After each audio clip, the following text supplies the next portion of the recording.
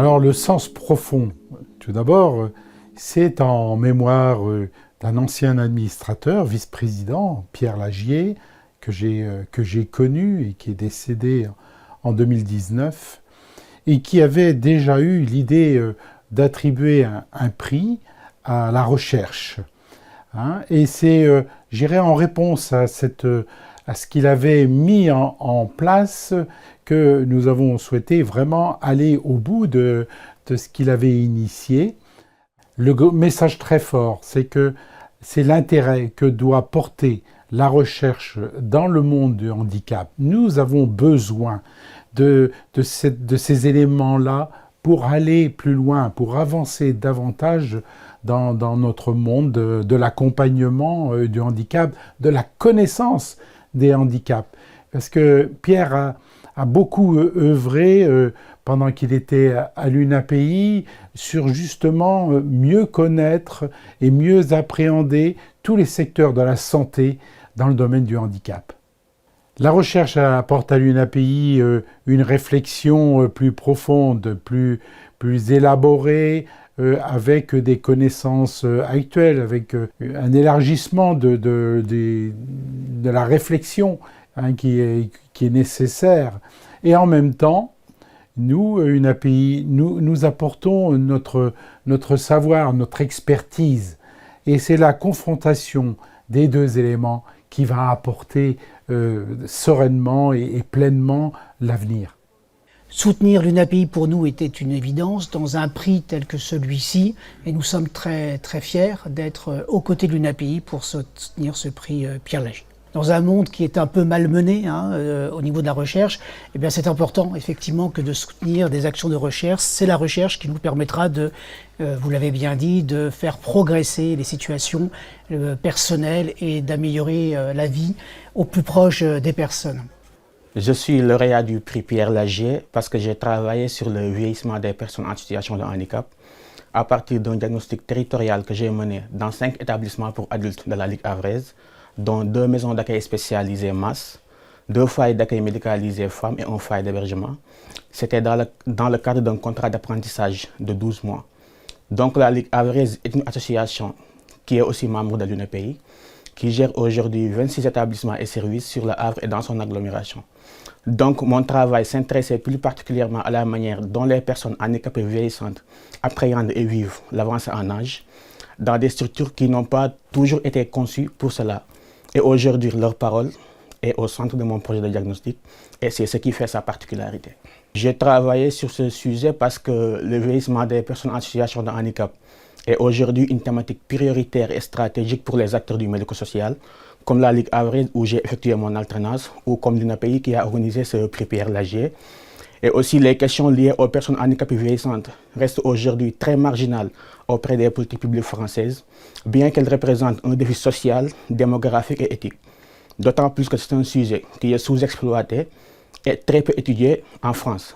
Donc c'est à partir de tout ça que j'ai décidé de travailler sur ce sujet, afin aujourd'hui de mettre en exergue les réalités vécues par les personnes handicapées vieillissantes dans les établissements médico-sociaux qui ont de base été conçus pour accueillir des publics jeunes.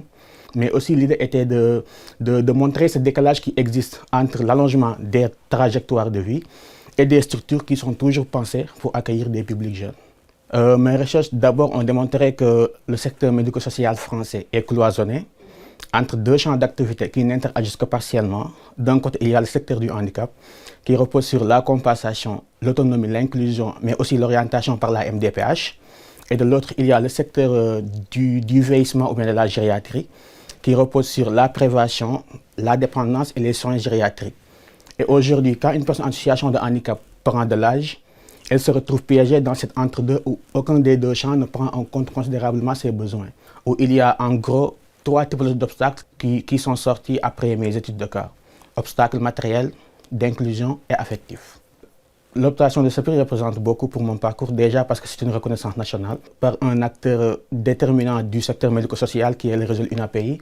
J'ai comme projet de poursuivre mes réflexions dans le cadre d'un projet de thèse. Ce prix sera un outil déterminant pour aujourd'hui convaincre une structure, que ce soit publique, associative ou privée, pour m'accompagner dans mon projet de thèse sur le vieillissement des personnes en situation de handicap psychique ou intellectuels ou polyhandicap dans le cadre d'un projet CIFRE, d'un contrat CIFRE. J'ai travaillé sur le rôle des frères et sœurs en tant qu'aidants familiaux dans des contextes en fait, de prise en charge de l'autisme d'un frère ou d'une sœur. Et donc je m'intéressais spécifiquement en fait, au parcours biographique des aidants familiaux et à quels effets cela pouvait avoir sur leur trajectoire de vie. Alors j'ai choisi ce sujet pour deux raisons. Tout d'abord, il me semblait que la question des frères et sœurs de personnes avec un handicap était assez invisibilisée dans la littérature académique ou en sociologie ou de manière un peu générale, même si en fait il existe depuis 2015 des politiques visant les jeunes aidants, c'était quand même une thématique qui me semblait qui n'était pas assez abordée, en tout cas en politique publique. Et donc c'est pour ça que je me suis dit que c'était un sujet qu'il fallait dévoiler aussi et mettre en regard des témoignages des frères et sœurs. Et en plus parce qu'en fait les frères et sœurs ont un rôle très important dans l'aide familiale. Alors ma recherche comporte 3 grands résultats. La première, c'est que je m'intéresse à vraiment décrypter la socialisation familiale des frères et sœurs. Donc je m'intéresse en fait à l'ensemble des normes qui ont été véhiculées par l'enfance, par l'ensemble des membres familiaux, pour que les frères et sœurs en fait adoptent ou pas des comportements d'aide. Dans un deuxième résultat, je m'intéresse aussi plutôt à qu'est-ce que c'est que le rôle d'aidant, à la fois à sa composante plus matérielle, donc tout le travail d'aide qui va être fourni au quotidien, et aussi le positionnement en fait, subjectif des frères et sœurs. C'est-à-dire comment est-ce que, même si on fournit un travail d'aide, on va se positionner ou pas en adhésion vis-à-vis de ce rôle d'aidant. Et mon troisième résultat, c'est de m'intéresser vraiment en fait, lié, et par une typologie que j'ai réalisée dans mon mémoire, en fait, vraiment faire le lien entre les positionnements subjectifs et les effets en fait, biographiques sur les trajectoires des frères et sœurs. J'ai à la fois envie d'utiliser ce prix donc, pour la conception d'un livret à destination des frères et sœurs. Je pense que c'est quelque chose qui, en sociologie, souvent on fait un terrain d'enquête, mais on n'a pas l'opportunité de pouvoir échanger a posteriori avec nos enquêtés. Donc ça me permettrait en fait de réaliser un événement où je pourrais échanger avec les frères et sœurs et décider de construire ensemble aussi quel type de volet participatif, si c'est un livret ou d'autres formats en tout cas, avec eux.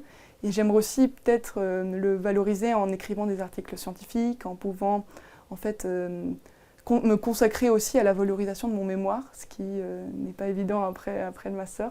Donc voilà. Donc, je m'appelle Lise Piot et j'ai travaillé sur l'autodétermination des adultes autistes dits déficitaires en habitat inclusif. L'idée de départ, c'était que je suis moi-même maman concernée, donc j'ai un petit garçon, petit qui fait 1,65 m, donc plus vraiment petit, de 13 ans, qui est lui-même autiste déficitaire, sans solution. Il est scolarisé en Belgique et comme beaucoup de parents, l'idée c'était de préparer l'avenir. Et donc j'ai lancé une association pour créer un habitat inclusif. Mais on s'est vite aperçu que même pour ce qui était des innovations de type habitat inclusif, ce public était particulièrement invisible, que ce soit dans les politiques publiques, que ce soit même dans la recherche. C'est un public qui est totalement invisibilisé. Et donc ce que les résultats montrent, c'est déjà qu'effectivement pour ce public, l'idée que l'environnement est très important, c'est fondamental, parce qu'ils ont des sensibilités particulières, hypersensibles au son, à la lumière, etc. Mais c'est aussi que l'autodétermination, qui est un gros mot, en fait, ça se joue dans des tout petits ajustements du quotidien, avec les aidants, qu'ils soient pro ou familiaux, dans l'idée de laisser la personne, par exemple, très concrètement, si elle a envie de se retirer parce qu'il y a trop de bruit, elle a une place. Si elle a envie de manger du Nutella, elle mange du Nutella, parce que c'est son choix et que c'est dans ces petites choses du quotidien qu'en fait, on prend une place. Et on prend une place même dans la société, quoi. Ensuite, il y a l'idée que, malgré le fait que les politiques publiques poussent l'habitat inclusif comme étant une solution intermédiaire entre l'institution et le logement, en réalité, les publics très déficitaires ou en handicap lourd, sévères, ne peuvent pas vraiment y accéder, puisqu'il faut pouvoir rédiger un projet de vie, il faut pouvoir s'exprimer oralement. Enfin, il y a plein de limites qui font que ce public reste invisible et n'a pas la possibilité d'accéder à l'habitat de droit commun. Ce prix représente, c'est à la fois une reconnaissance que j'attendais vraiment pas, et dans l'idée aussi, c'est justement de pouvoir d'abord publier, aussi pour pouvoir aider les pratiques professionnelles à prendre cet axe vers l'environnement, vers l'écosystème, plutôt que de se centrer sur un QI ou une capacité à utiliser un outil de communication. Comment on peut faire pour justement faire en sorte que l'environnement soit portant. Et ensuite, effectivement, c'est un travail qui a été reconnu, notamment par ce prix, et qui donc, je vais pouvoir le continuer en thèse, et je suis en train de préparer la recherche doctorale qui me permettra d'aller encore un peu plus loin pour mieux connaître les besoins de ce public. Récompenser la recherche est pour nous fondamental. Sans la recherche, nous risquons d'être un peu enfermés dans des convictions. On voit bien que l'accompagnement des différents types de handicap déjà a été bouleversé au long des années grâce à la recherche.